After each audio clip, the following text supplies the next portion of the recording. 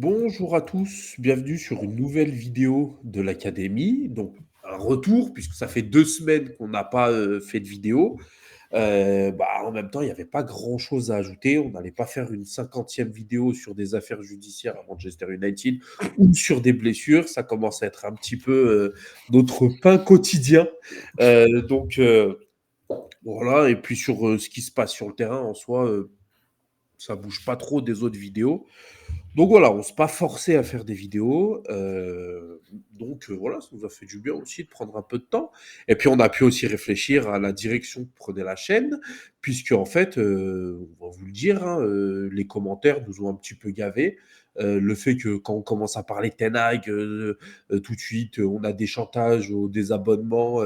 Oui, on n'est pas soudés. Je pensais pas que vous étiez comme ça. Gna, gna, gna, gna, gna. Je me désabonne.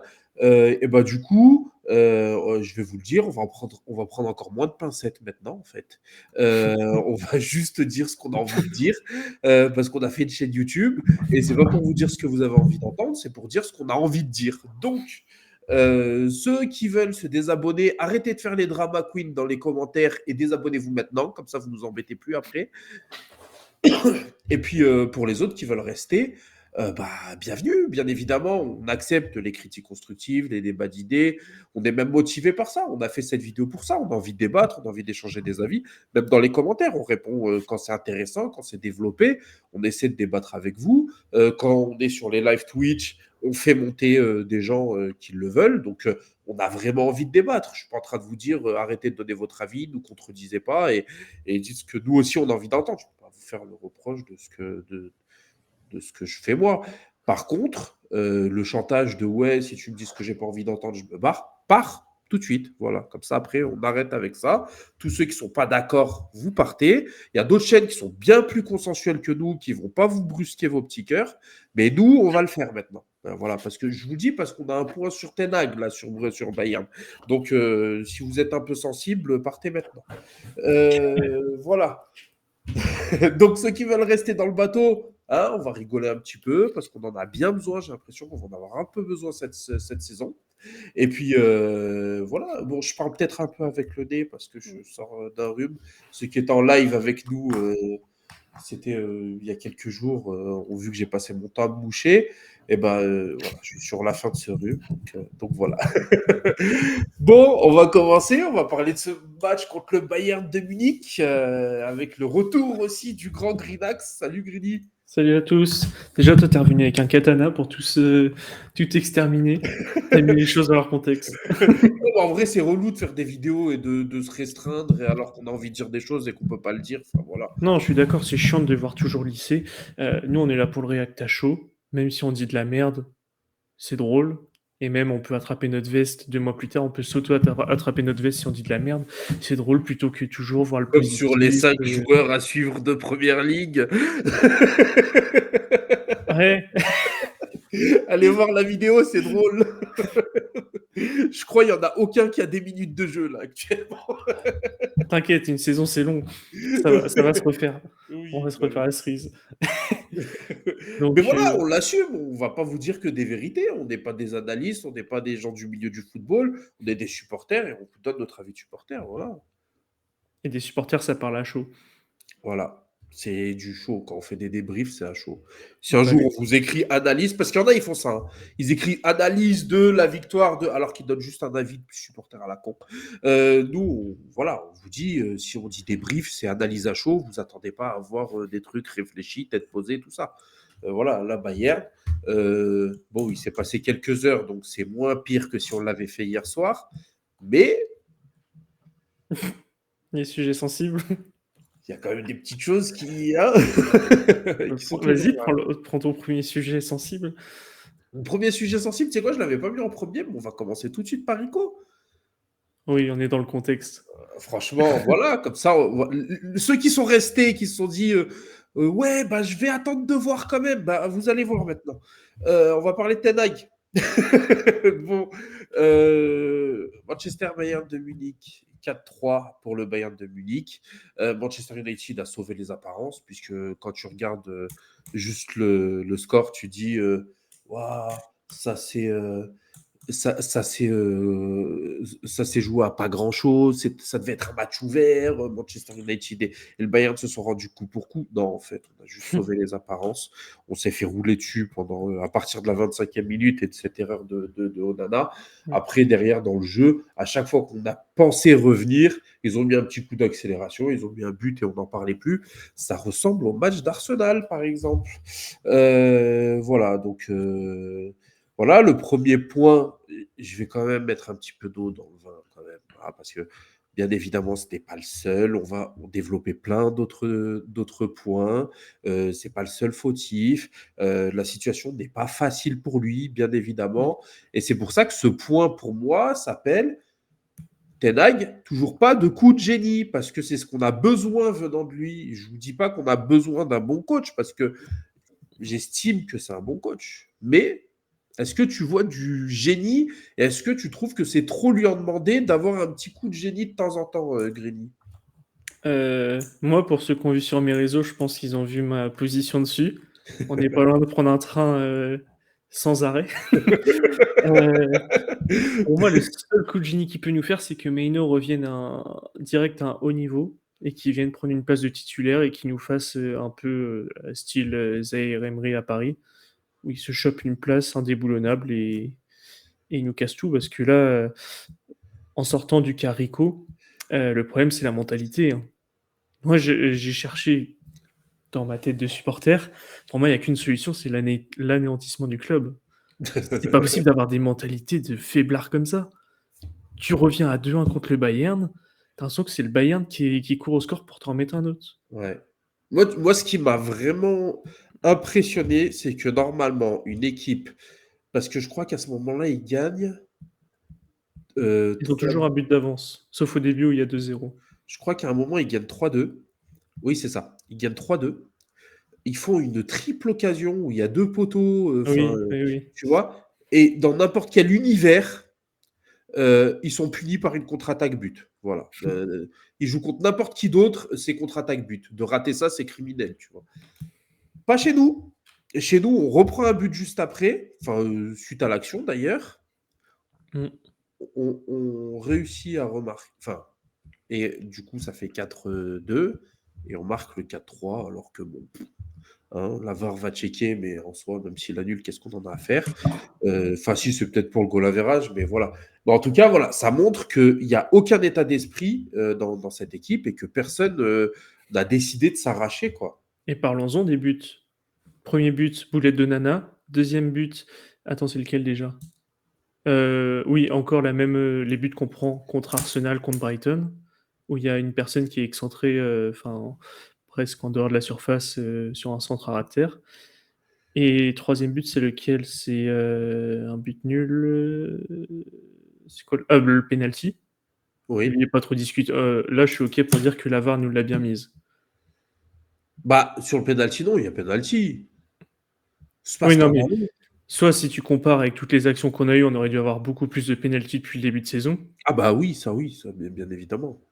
Ou soit tu prends en compte ce qu'on a pris dans la gueule et du coup, tu siffles pas penalty. Mais juste Et sur ce match, on mérite d'avoir un penalty sur Pellistri en tout début de mmh, match, hein. oui, il y a Ça, oui, penalty. ça, bien évidemment. Mais en soi, la main d'Eriksen, moi, je la trouve pas scandaleuse, hein. Et le quatrième, c'est un scandale total de laisser Kimmich tout seul, Mm. alors que c'est à toi de. Enfin, si t'as un minimum la dalle, tu sautes dessus. Et je pense que tu as vu les images de McTominay, sa rentrée, où on perd la balle, contre-attaque du Bayern, où Upamecano finit l'action devant McTominay, qui est Mm. rentré 2 minutes avant. Et je sais pas, faut les anéantir, ces joueurs. J'ai rien à dire. Bah, en soi, moi, je veux quand même reparler de Ten Hag et de son coaching parce que c'est pas le point le plus important du soir. Parce que Et pourtant, en soi, non, mais en vrai, si on veut être un petit peu. Moi, je vous l'ai survendu qu'on allait attraper la veste de Ten. Enfin, en tout cas, pour moi, c'est parce que j'ai pas envie que les extrémistes, restent et nous prennent la tête. Mais en soi, pour moi, son approche du match est bonne, puisque les 25 premières mi-temps sont bonnes.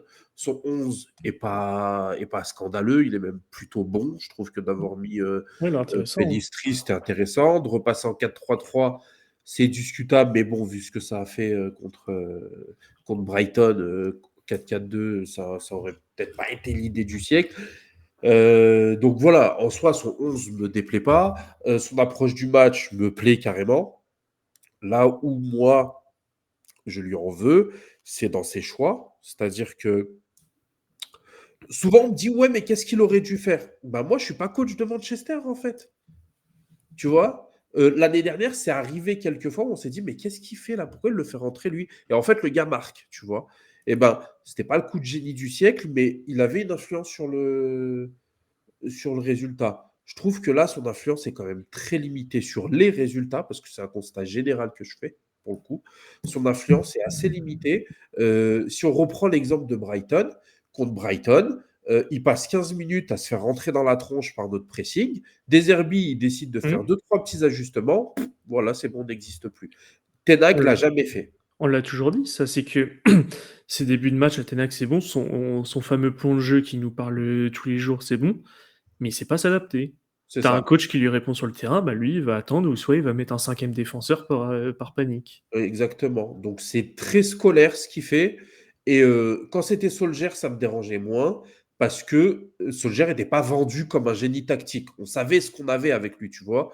Donc Solskjaer, Mmh. quand c'était de la gestion d'hommes, quand il se comportait mal avec les joueurs, etc., là j'étais plus choqué parce que justement, lui, c'était censé être sa force, la gestion des joueurs. Euh, Quand c'est Ten Hag et que tactiquement, il n'est pas fichu de nous pondre quelque chose de cohérent, là, moi, ça me gêne parce que c'est censé être sa force. Et justement, son approche tactique, ses choix, la macro-tactique, c'est-à-dire, moi, je l'appelle comme ça, mais c'est peut-être un terme complètement con, tu vois, mais pour moi, les petits ajustements que tu vas faire dans une Mmh. rencontre pour.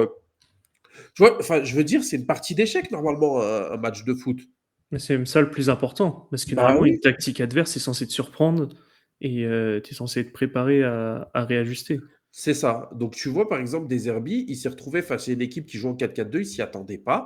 Il a réussi à s'ajuster. Mmh. Et en fait, c'est pour moi, c'est ma conception du coaching un peu tactique, c'est-à-dire que chacun va avancer ses pions. Et quand il y en a un qui fait quelque chose, l'autre va réagir. Et puis celui qui a fait le meilleur choix gagne, tu vois. Bien évidemment, il y a aussi des facteurs extérieurs, l'arbitrage, les prestations des joueurs, évidemment. Mais on voit pas ce minimum d'essai de faire quelque chose pour influencer, le jeu avec des ajustements, des consignes différentes. Parce que c'est même pas forcément des changements de joueurs, ça peut être juste, De heu, tactique, c'est un ça. ajustement, dire à un tel: «Bah, tu vas plus porter le ballon» ou «Tu vas plus passer par là» ou plus enfin voilà et il le fait pas. Mmh. Il le fait pas ou alors ses joueurs ne l'appliquent pas, mais excusez-moi, mais c'est aussi son rôle de se faire écouter par ses joueurs. Je ne peux pas, moi, dire oui, c'est de la faute des joueurs. Si le coach ne se fait pas entendre de ses joueurs, c'est un petit peu de sa faute parce que ça fait partie de son boulot aussi. C'est un manager. C'est Et le 80 du travail, hein, je sais plus bah ouais, qui disait ça. bah oui, si t'es fort dans tes idées, mais que tes idées, elles sont pas entendues, elles servent à quoi tes idées en fait? Il faut Mmh. que tu sois aussi fort pour les transmettre, tes idées. Donc voilà, pour moi, les limites de Ten Hag qu'on voit là. Je pense que c'est un très bon coach, mais j'attends un peu plus de génie, moi, personnellement, pour vraiment être convaincu à 200% que c'est le coach qu'il nous faut. Je l'ai déjà dit, je crois, hein, mais si demain on est repris par le Qatar, je pense qu'il s'en sortira très bien. Il aura un effectif où, quand il a une blessure, il pourra pallier parce qu'il aura d'autres joueurs. Il aura des attaquants qui lui marquent 50 buts, et s'ils ne le font pas, ils seront remplacés par un autre joueur. Enfin, là-dessus, je me fais pas trop de soucis sur si la direction change. Si la direction ne change pas, il nous faut quelqu'un qui est capable de faire un festin avec des miettes. Et Et même c'est gênant, juste le fait de tu te fais abreuver par l'argent et que tu as les meilleurs joueurs du monde, tu vas être bon, mais tactiquement tu restes zéro. C'est juste que tu as les meilleurs joueurs du monde, tu les places sur un échiquier et tu joues. non, c'est pas C'est bizarre. forcément ça, parce qu'en fait, s'il a l'argent, il va pouvoir aller chercher les joueurs qui correspondent à son profil, les joueurs qui vont être à 100% dans son état d'esprit. Il va pouvoir virer tous ceux qui veulent pas écouter. Tu vois, là, il a C'est surtout sûrement ça. deux, trois joueurs sur le terrain qui ont pas envie de le suivre, tu vois, et qui peut-être même foutent un peu la merde avec le reste, tu vois. Mais là, comme il a pas ça, comme il peut pas se payer ce luxe de dire à un tel, tu m'écoutes pas, tu dégages, comme il l'a fait avec Sancho, mais il peut pas le faire avec tout le monde, sinon il a Mmh. plus personne. Eh ben, soit il démissionne parce qu'il peut pas travailler, soit il trouve un moyen de se faire entendre de ces joueurs-là, tu vois. Il n'a pas le choix. Mm. Je veux dire, au bout d'un moment, c'est son boulot, quoi, tu vois. S'il n'arrive pas à régler ce problème-là. Donc voilà, c'est pour ça que pour moi, c'est quand même des limites assez importantes dans le coaching, puisque bah, ça nous coûte des points et ça fait qu'on fait un début de saison pas ouf. Mm. Donc voilà. Je suis d'accord avec toi là-dessus, hein. C'est ce Je sais que... pas si vous l'entendez, mais il y a quelqu'un qui est en train de Ouais, klaxonner là, il est en train de me casser la tête. J'espère que c'est pas pour moi. sa voiture qui est en warning, c'est pour ça. Non, mais ouais, comme tu disais, bah, tu as bien résumé ce que je pense de Rico. Et c'est d'autant plus qui m'énerve de toutes les personnes qui le surprotègent en mode oui, de toute façon, c'est que à cause des Glazers si on n'a pas les résultats ni quoi que ce soit. C'est en match, moi, ce qui me dérange. Et c'est pour Oui, ça que je suis pas loin de passer dans un autre train. Et tant qu'il n'y a pas de réaction comme depuis le début de saison, parce que sur nos 5 derniers matchs, on a 4 défaites, dont facilement 3 évitables, même oui, on pourrait dire plus même. Et bah, le prochain match à Burnley, fais gaffe à toi, quoi.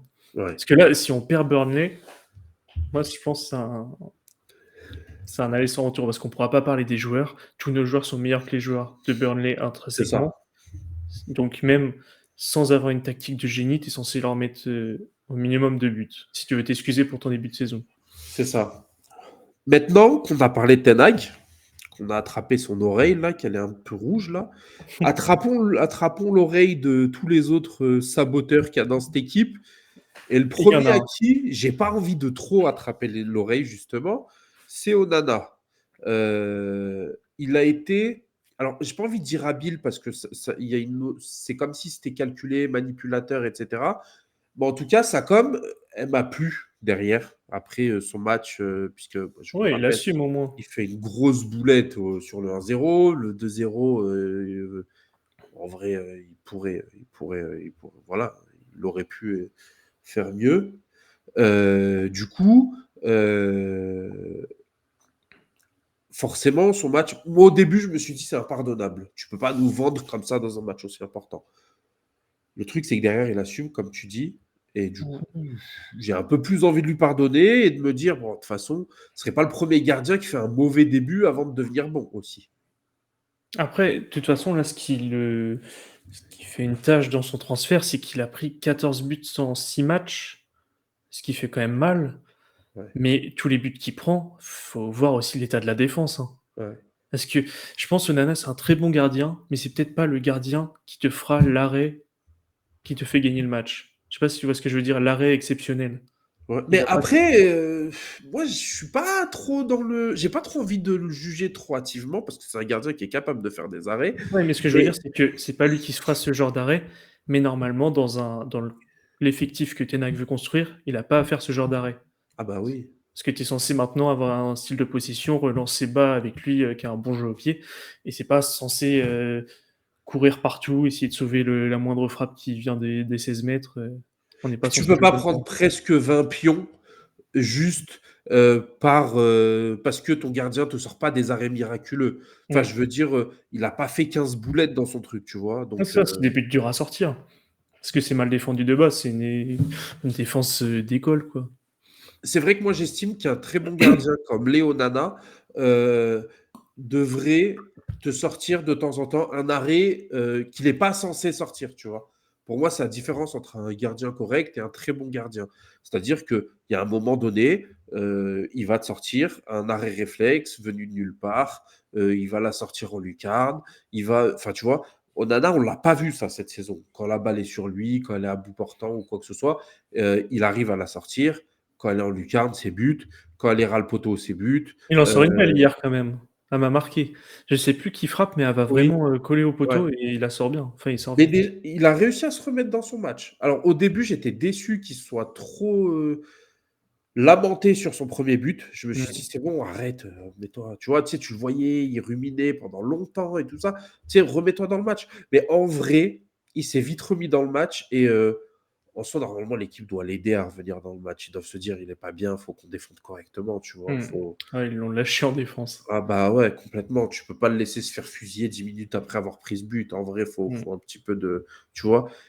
Et on en vient justement, quand tu as un joueur qui vient d'arriver dans une équipe qui est un petit peu en période d'adaptation, que ça se passe pas forcément très bien, qui est-ce qui est censé tenir la baraque? Bah, ceux qui ont été très nuls hier soir. Rashford, Bruno, Eriksen. Vous étiez où, merde? Il y en a plus. Franchement, C'est terrible. franchement, c'est une dinguerie ça. Franchement, oui, t'as les deux qui m'ont le plus énervé parce que Casemiro, c'est à l'image de United, ça a sauvé son match grâce au score parce qu'il met un doublé. Mais Mousiala, il a pété, quoi.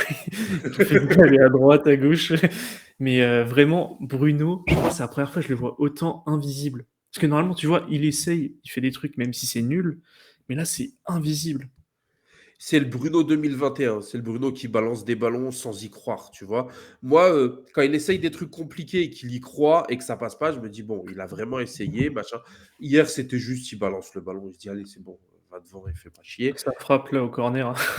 Il est immonde quand il est comme ça. Vraiment, il est immonde quand il est comme ça. Il est détestable. Je l'adore, je le défends tout le temps. Je suis un défenseur hardcore de Bruno, il n'y a pas de souci, mais vraiment, quand il est comme ça, il est imbuvable. Mm. Et du coup, moi, c'est les deux à qui j'ai pas envie de pardonner le match. C'est Bruno et Rashford. RH. Dans des matchs comme ça, c'est les deux qui sont censés te relever le niveau de Mm. l'équipe. Et Rashford, c'est pas comporté en leader d'attaque. C'est pareil, je l'ai beaucoup défendu, le frérot. Hein, mais il s'est pas comporté en leader hier. Même si l'attitude, comment on appelle ça, corporelle, qui était Ouais. vachement. T'as vu un moment, il fait un dribble ou une passe. Il fait un Et centre pour Garnacho et après il gueule. Parce que ouais, il fait Garnacho est ah, sorti. comme ça, tu sais, mais alors que Mm. la balle, elle est même pas encore sortie ou quoi pendant. Enfin, tout de Mm. suite, il fait ça. Mais c'est pas ça qu'il faut faire, mon gars. Et c'est ça qui prouve qu'il y a un problème à l'intérieur du club. Ouais. Mais que tu peux pas jouer au foot tant que tous tes problèmes sont pas réglés. Enfin, bien jouer au foot. Ah, Et complètement. sans défendre Rashford ni rien, parce que c'est à lui aussi de relever son niveau, comme tu dis. Oui, bien sûr. Mais en fait, c'est Puis, c'est tellement un amené. cadre de l'équipe, donc il fait partie du problème, forcément, Mm. tu vois. Il a mis un but en début de saison. C'est-à-dire que là, Højlund, en 2 matchs, il l'a égalisé, tu vois. Mm. Donc, c'est pas possible d'avoir un rendement si mauvais, puisque l'année dernière, c'est un petit peu la chose qui faisait qu'il fait une très bonne saison, c'est que son rendement était excellent.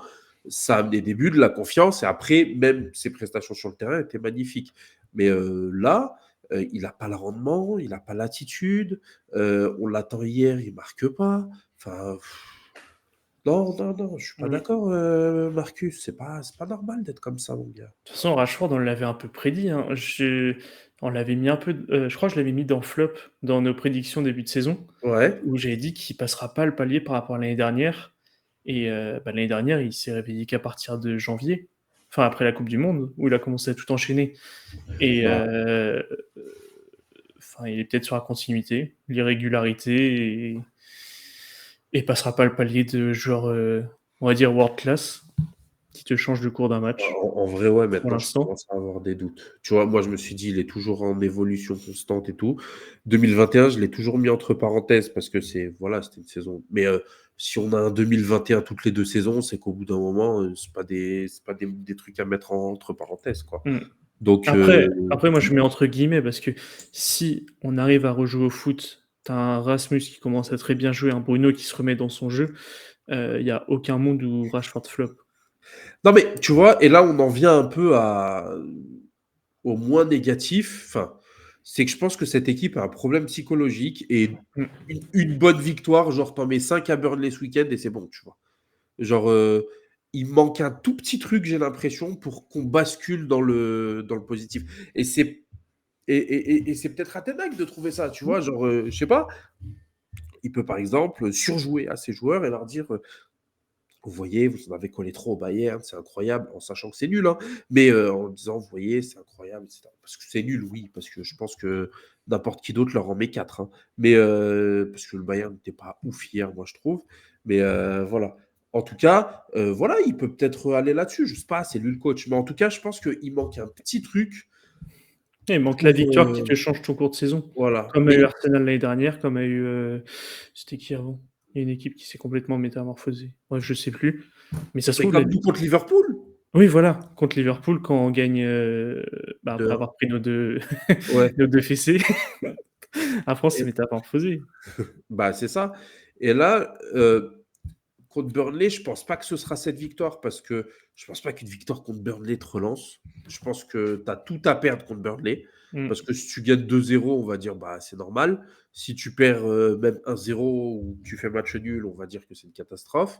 Donc voilà, je pense pas que Burnley va faire changer les choses. Je Surtout que pense qu'il va falloir gagner un gros match à l'extérieur pour se remettre en avant et se dire parce que je pense qu'il y a aussi ce truc là où on doit être un peu crispé à cause de cette fameuse stat à la con là de on ne gagne pas contre les gros à l'extérieur. Et je pense qu'au début, c'est anecdotique et petit à petit, ça prend de la place dans l'esprit des joueurs. Et au final, ça devient tellement pesant que tu te fais taper. Et quand tu te fais taper, ça devient très le handicapant. rituel. Tu vois.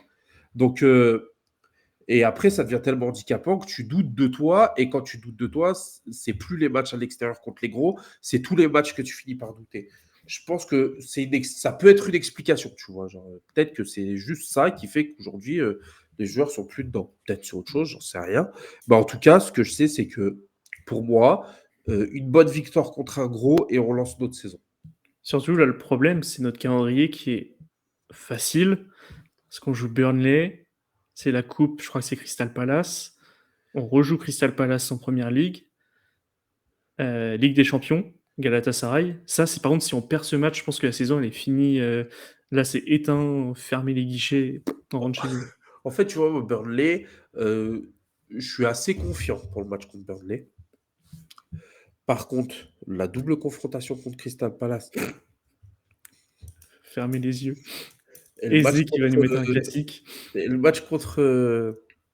Galatasaray, moi, ça me fait un petit peu peur.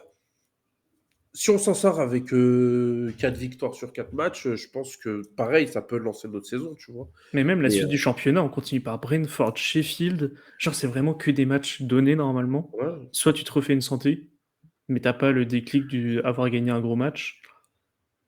En tout cas, là, il faut au moins gagner 2-3 prochains matchs pour être à peu près Ah, bah, c'est tranquille. obligatoire. Parce que sinon, vraiment, on va commencer à vraiment, vraiment, vraiment douter, quoi. Même comme je dis, il faut gagner les matchs. Et pour s'excuser du début de saison, il faut au moins nous mettre un +2. C'est Plus de ça. buts d'écart. C'est ça. Sinon, je serais chafouin.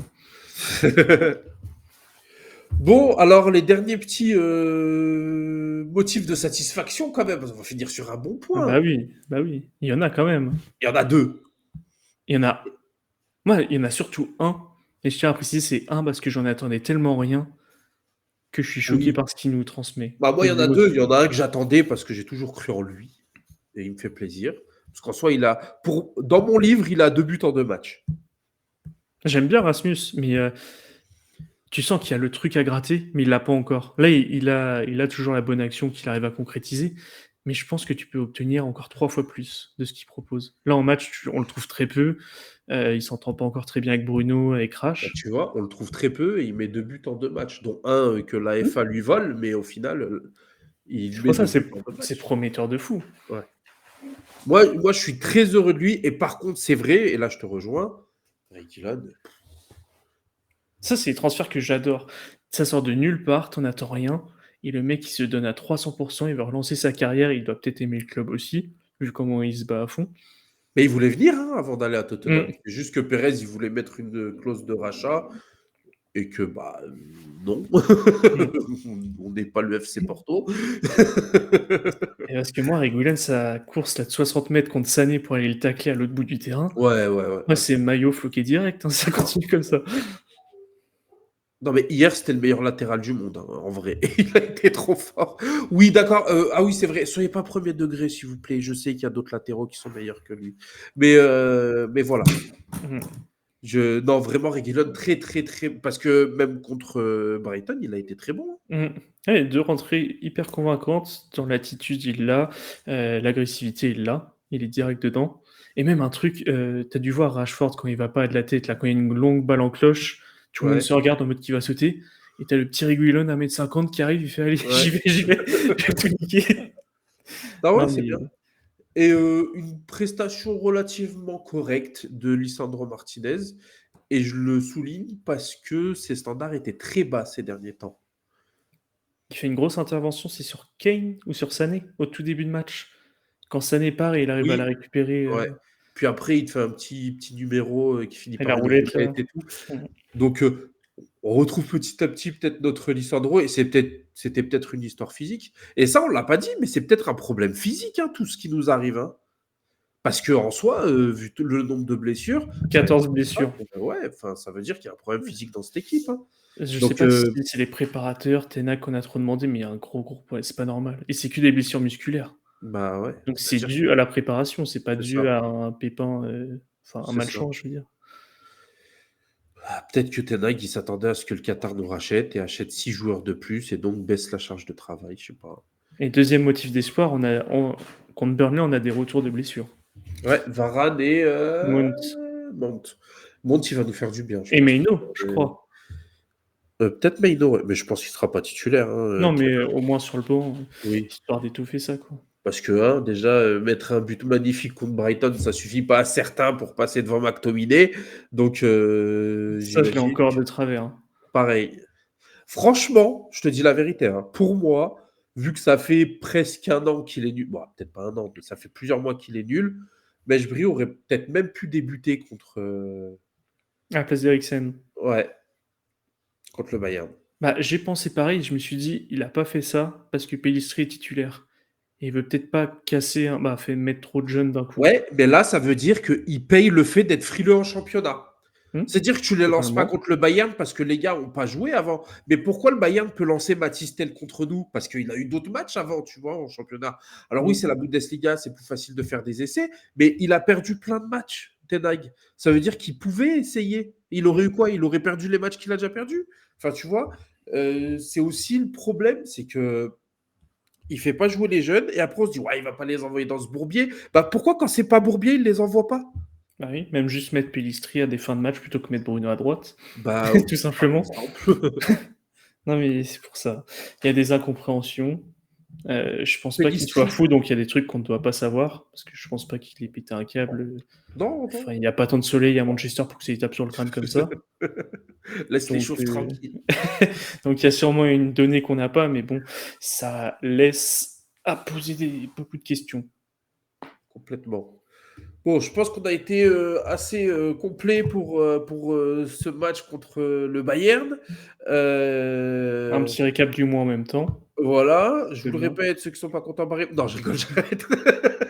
Non, non, je rigole. N'hésitez pas à vous abonner en tout cas, à liker la vidéo pour le référencement, à mettre des commentaires, on répondra. Euh, et puis, on se retrouve très vite, du coup. Ouais. Donc, voilà. À plus. Ciao. Salut!